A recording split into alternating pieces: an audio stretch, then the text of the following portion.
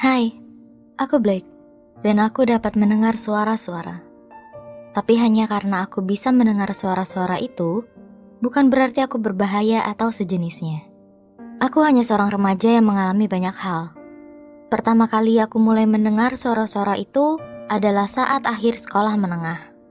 Aku begitu galau menghadapi ujian sekolah tingkat lanjut dan memulai kelasku yang membuat sesuatu dalam diriku retak. Awalnya, aku hanya mendengar bisikan-bisikan dari dalam kepalaku sendiri. Saat aku bertanya pada orang lain apakah mereka juga mendengarnya, mereka menjawab, tidak. Jadi kupikir itu hanya imajinasiku saja. Hal ini berlangsung berbulan-bulan saat awal sekolah tingkat atasku dimulai. Aku merasa kesulitan dan menjadi agak takut. Tapi aku tak menyerah untuk sekolah dan tetap menjalaninya. Tahun itu terasa berat dan semakin sibuk, begitu juga suara-suara itu. Mereka semakin terdengar kencang dan keras yang membuatku mulai kehilangan akal.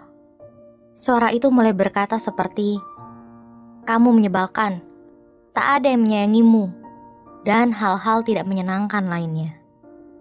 Hal ini berlangsung sampai aku akhirnya tidak tahan. Aku dilanda rasa khawatir setiap hari dan mulai putus asa sampai aku terus-menerus berpikir untuk mengakhiri semuanya. Aku tidak bisa hidup seperti ini terus. Akhirnya mama mendapati ada yang tidak beres. Aku tumbuh sebagai anak yang sehat, jadi ia tahu jika ada yang terjadi, apapun itu. Satu hari saat pulang sekolah, mama pulang lebih awal dan menjemputku. Biasanya, saat beliau melakukannya, ini terasa menyenangkan. Tapi hari itu tidak menyenangkan sama sekali. Perjalanan itu terasa lama hingga kami akhirnya merapat di kantor ahli kesehatan mental. Aku mulai kalut dan hampir histeris. Kepalaku berdenyut. Apakah mama akan melemparku ke pusat perawatan yang berisi orang-orang yang kehilangan akal itu? Tapi ternyata reaksiku terlalu berlebihan. Justru kami masuk ke dalam dan bertemu dengan seorang wanita ramah bernama Beverly yang adalah seorang terapis. Beberapa minggu kemudian, aku mulai membuka diri dan memberitahunya hal-hal yang menggangguku.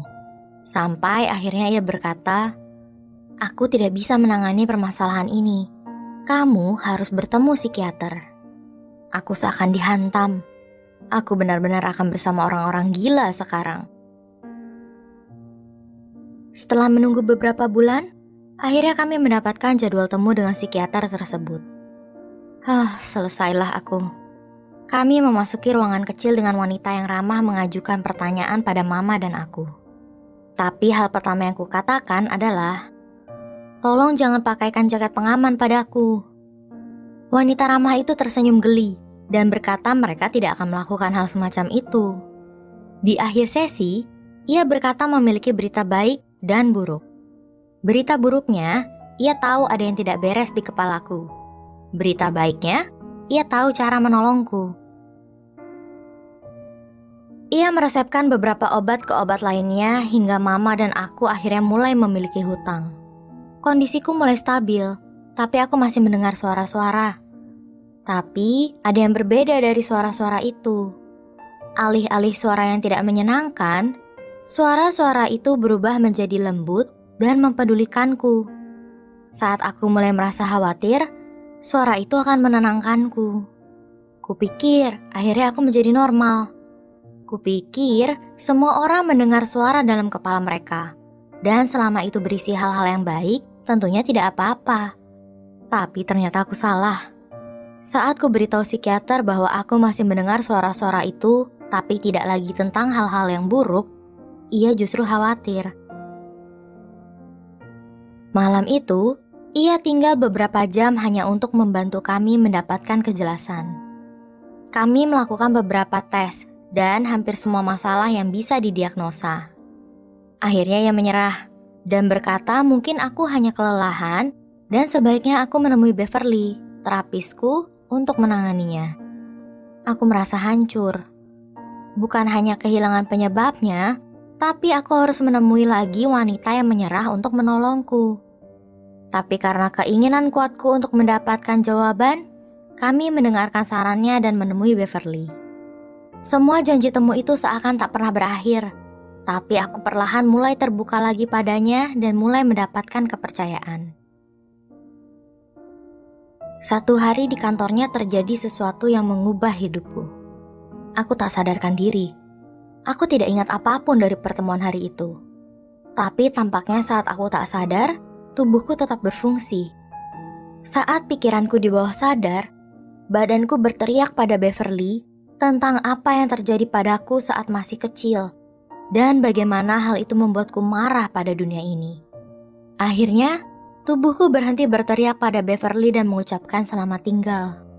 Aku mulai sadar dari apa yang terjadi dan duduk di hadapan Beverly melihat Raut tidak mengerti pada wajahnya.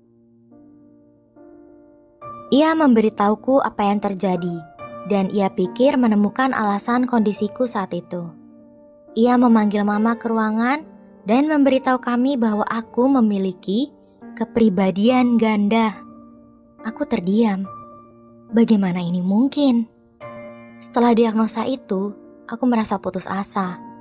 Pikiran-pikiran berlarian di kepalaku, seperti bagaimana aku bisa hidup normal dan apakah akan ada yang menyayangiku. Namun akhirnya, hidupku ternyata mulai berjalan normal sebagaimana mestinya. Aku dijadwalkan dalam pertemuan terapi lainnya untuk mengatasi keadaanku. Dan kuterima kepribadianku sebagai keluarga baru. Ini akan memakan banyak tenaga, tapi kupikir aku sudah kembali normal. Ya, aku kadang tak sadarkan diri dan masih mendengar suara-suara. Tapi aku punya harapan. Aku memiliki harapan di mana diriku dan kepribadianku yang satu lagi bisa berdampingan dan memiliki kehidupan normal. Setidaknya, senormal mungkin dengan adanya orang lain yang hidup di kepala yang sama.